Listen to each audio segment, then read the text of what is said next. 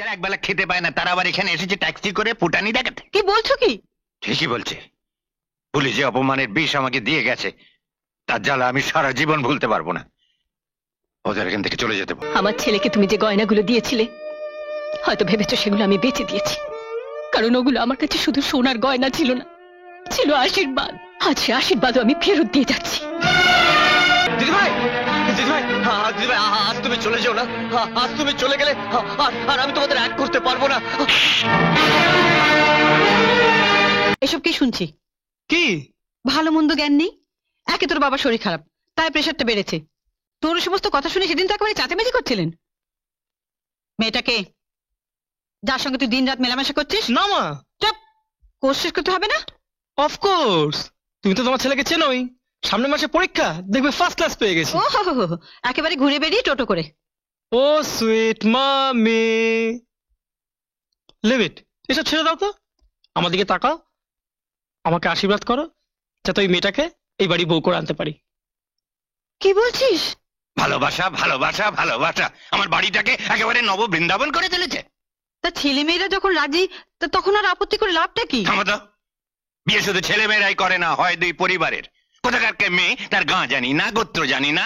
জানো জানো, ভালো করেই জানো। হ্যাঁ, হ্যাঁ, গাঁ হলো ভবানীপুর, জেলা কলকাতা। আর গোত্র গৌতম গোত্র। গৌতম গোত্র? হ্যাঁ, গৌতম গোত্র, বসু পরিবার। ডাক্তার, তুমি এই ঘটকালি ছেড়ে আবার এই জ্যোতিষ চর্চা শুরু করলে কবে? যবে থেকে আমার বাগানে ঢিল পড়তে শুরু করেছে। হ্যাঁ, ঢিল পড়ছে মানে? মানে মেয়েটি যে আমার। হ্যাঁ, হ্যাঁ, সেকালে অবশ্য কন্যাদায়গ্রস্ত বাবাদের গলায় গামছা দিয়ে প্রস্তাব করার একটা রীতি ছিল। তো আপাতত এই গামছার বদলে স্টেজটা দিলে চলবে? হ্যাঁ?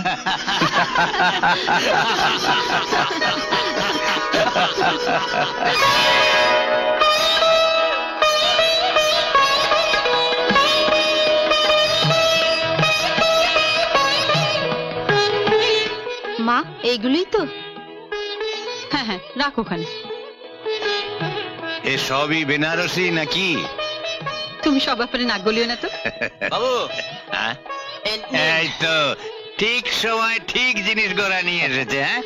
হ্যাঁ, দেখ দেখিনি গোড়া, কাঠগুলো কেমন হয়েছে দেখ। বাবা বাবা, বিয়ের চিঠিগুলো খাসা হয়েছে তো। তা হবে না কেন? ছোটদার বিয়ে বলে কথা। বিয়ে? বাবু, কি রে? মা পাঠালেন, গাড়িটা একটু লাগবে। দাদাবাবুর বিয়ের ব্যাপারে কিছু মানুষ সানাত করেছেন, তাই কালী মন্দিরে যাবেন।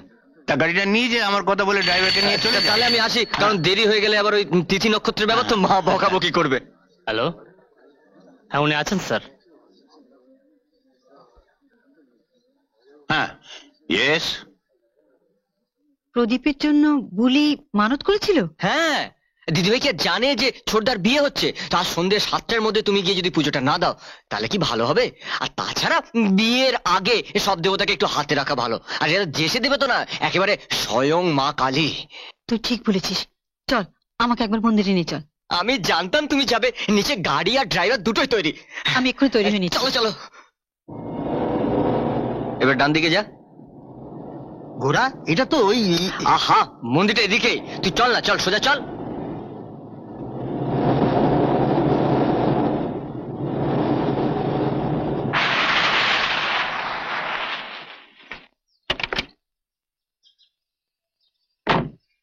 এসো মা, একটু পথ তোমাকে হেঁটে যেতে হবে। এ কোথায় আনলি? এখানে কোনো মন্দির আছে বলে তো মনে হচ্ছে না। এখানকার মন্দিরটা ছোট, তবে এখানকার দেবী একেবারে জ্যান্ত মানুষের মতন। এদিকে এসো, এদিকে, এদিক থেকে নামো।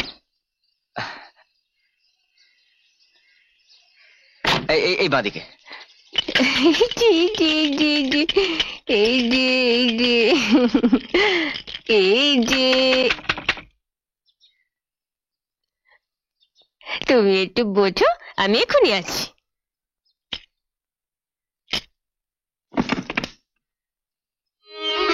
মা, তুমি বলি? তুই? হ্যাঁ দিদি ভাই, মা এসেছেন।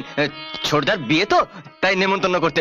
মা ভেতরে এসো না, নাতির মুখ দেখবে না, এসো এসো এসো এসো। মা বিয়ের কার্ড নিয়ে এসছে একটা দিদি, চলো না ভেতরে।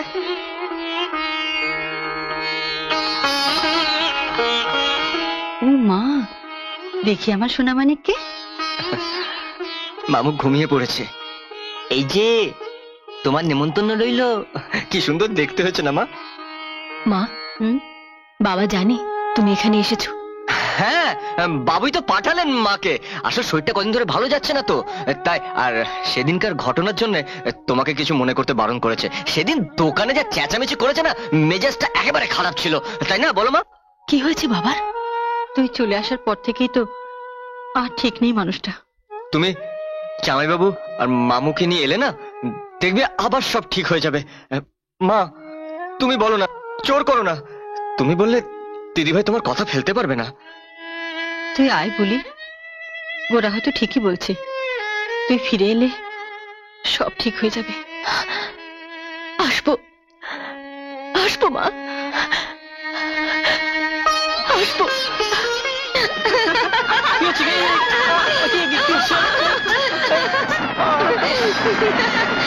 দিদিমা, ও বুলি দিয়ে এসছে।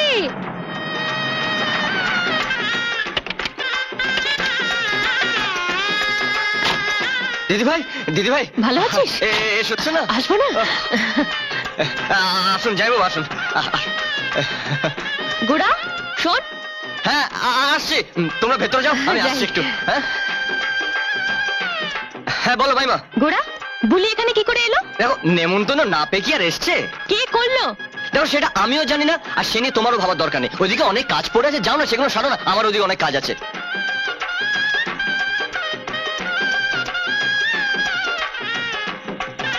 কমলা, প্রণব।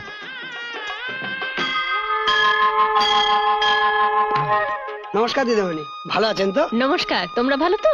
হ্যাঁ হ্যাঁ, ভালো আছি। এসো। দিদিমণি এসে গেছেন, খুব ভালো হয়েছে। এসে গেছি। নমস্কার সাহেব। নমস্কার নমস্কার। শোন, দিদিমণি যখন এসে গেছেন তখন দেখিস এবার বোধহয় সব ঠিক হয়ে যাবে। না না, আমার কোনো মেয়ে নেই, যে ছিল সে মরে গেছে। ওদের এখানে আসার সাহস কি করে হয়? আমি ওদের আসতে বলেছি। কে তোমাকে নেমন্তন্ন করতে বলেছে?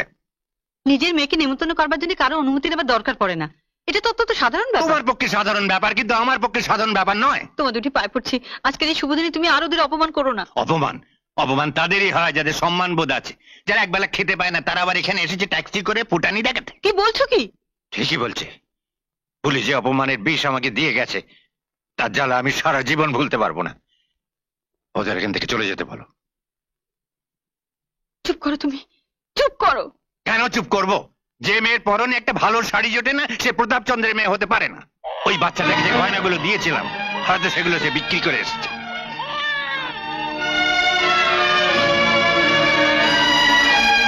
বলি, এরপর আমার পক্ষে থাকা সম্ভব নয়, ফিরে চলো।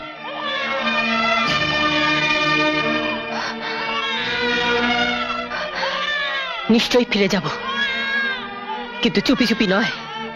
যাবার আগে বাবাকে এই অপমানের জবাব দিয়ে তবে যাব।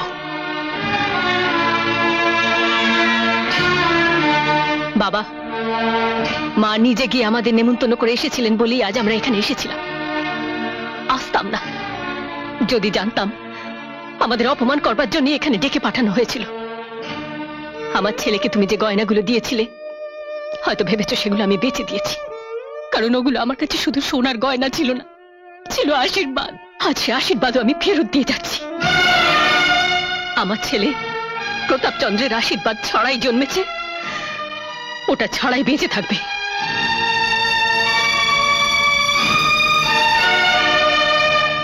আরো একটা কথা, আমার ঘরে হয়তো অন্যের অভাব আছে, কিন্তু মনের সুখের অভাব নেই। যেদিন তুমি তোমার ওই আভিজাত্য আর অহংকারের খোলসটা ছেড়ে বেরিয়ে আসতে পারবে, শুধু সেদিনই জানতে পারবে তোমার মেয়ের ভাঙা ঘরে অভাব অনটনের মধ্যেও সুখ আর শান্তির লক্ষ্মীর চাপিটা উপচে পড়ছে।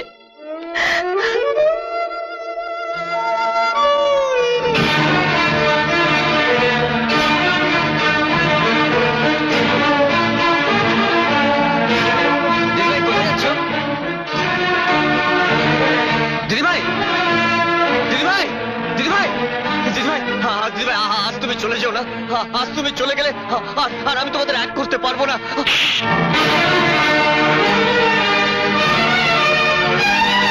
তুই যত নষ্টের মূল, এর যদি আমার সামনে আসিস আমার মরা মুখ দেখবি। দিব্যিটা তুমি আমাকে দিও না, দিব্যিটা তুমি আমাকে দিও না।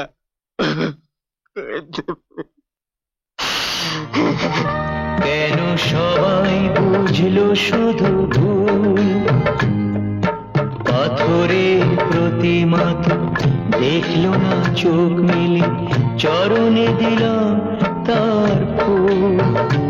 কেন সবাই বুঝলো শুধু ভুল, পাথরের প্রতিমা তো দেখলো না চোখ মেলে, চরণে দিলাম তার ফুল। কেন সবাই বুঝলো শুধু ভুল। কি বলছো? গোরা বাড়িতে ফেরেনি? মা ওকে খুঁজতে এসেছিলেন? হ্যাঁ, ড্রাইভার তো তাই বললো। জানো জানো গোরা আর ফিরবে না। আমার জন্য ও বাড়ি ছেড়ে চলে গেছে। কেন কেন আমি ওকে চড় মারতে গেলাম? আমার এই হাত ভেঙে ফেলবো, ভেঙে কি ফেলবো। করছো তুমি পাগলের মতো? ফুলি, হাত তুমি ভেঙে ফেলো গো। এই হাত দিয়ে ওকে আমি চড় মেরেছি। বলি তুমি শোনো, গোরা তোমার ভাই, ওকে তুমি মারতেই পারো, কিন্তু ওর দুঃখটা কোথায় জানো? এমন মারাত্মক কথাটা তুমি কেন বললে? তোমার মরা মুখের দৃশ্যটা ভেবেই হয়তো গোরা তোমাদের চোখের আড়ালে চলে যেতে চেয়েছে।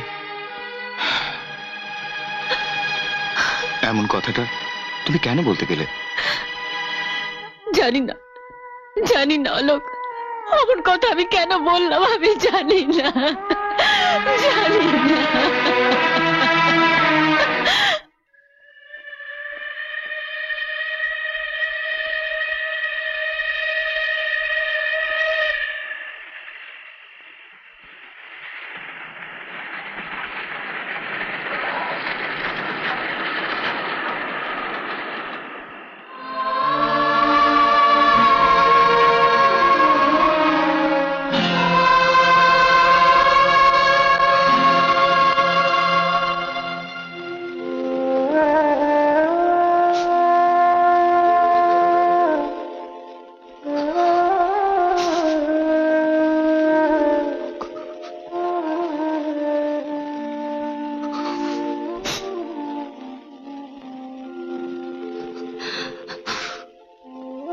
বাড়ি চল গোরা। না মা, তোর দুঃখ কষ্ট আমি সব বুঝি রে, কিন্তু আমার কোনো উপায় নেই। তোকে না নিয়ে আমি বাড়ি যাব না। ঠিক আছে, তুই যদি চাস। এমন আরো অনেক ভিডিও দেখতে এই চ্যানেলটি সাবস্ক্রাইব করে নিন এবং পাশের বেল আইকনটি প্রেস করে দিন।